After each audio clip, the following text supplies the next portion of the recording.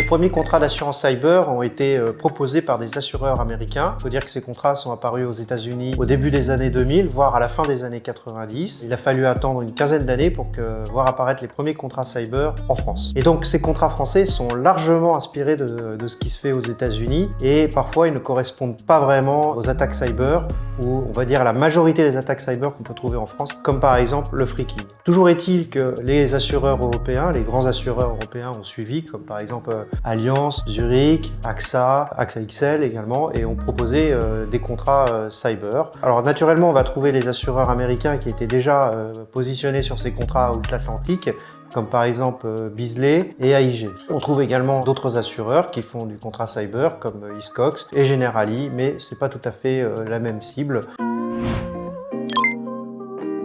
La mise en place du RGPD en France a contribué à l'essor des contrats d'assurance cyber. D'une part, parce que le RGPD force les victimes d'attaques à informer la CNIL.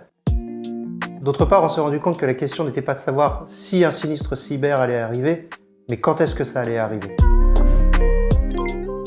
Les années 2018 à 2020 ont été marquées par une forte augmentation des contrats d'assurance souscrits. Plusieurs assureurs se sont lancés sur le marché, beaucoup d'entreprises ont souscrit des contrats cyber. D'une part, les entreprises se sont rendues compte que c'était un vrai risque, même si sur ce point, il y a encore du chemin à faire. D'autre part, parce que ça devient de plus en plus compliqué de ne pas pouvoir s'assurer en cyber. C'est demandé par une banque lorsque vous voulez faire un emprunt. C'est demandé également pour protéger les mandataires sociaux. Il y a plein de raisons qui obligent aujourd'hui les entreprises à s'assurer en cyber.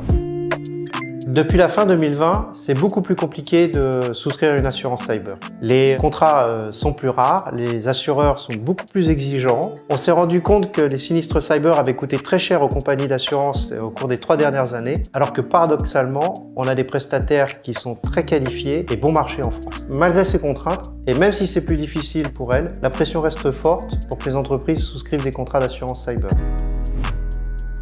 On va trouver plusieurs types de contrats, des contrats simples, des contrats complexes, ça dépend à quel type d'entreprise on s'adresse. On va trouver des garanties un peu plus élaborées dans des contrats existants, sous forme d'intercalaires qui viennent s'ajouter à des polices multirisques, tout risque informatique ou tout risque sauf. Enfin, on va trouver des contrats d'assurance cyber avec une assistance à gestion de crise. Ces contrats, on peut les retrouver pour les grandes entreprises ou pour les ETI. Et ce sont parfois des contrats combinés cyber et fraude. La particularité de ces contrats, c'est qu'ils comportent un volet assistance. Même si aujourd'hui c'est un peu plus compliqué pour souscrire un contrat d'assurance cyber, il faut bien comprendre que le cyber en France reste un marché jeune en termes d'assurance, qu'il est important maintenant de mettre l'accent sur la prévention. C'est seulement à travers cela qu'on permettra aux entreprises de rehausser la sécurité de leur système d'information et de faire de l'assurance cyber un marché pérenne en France.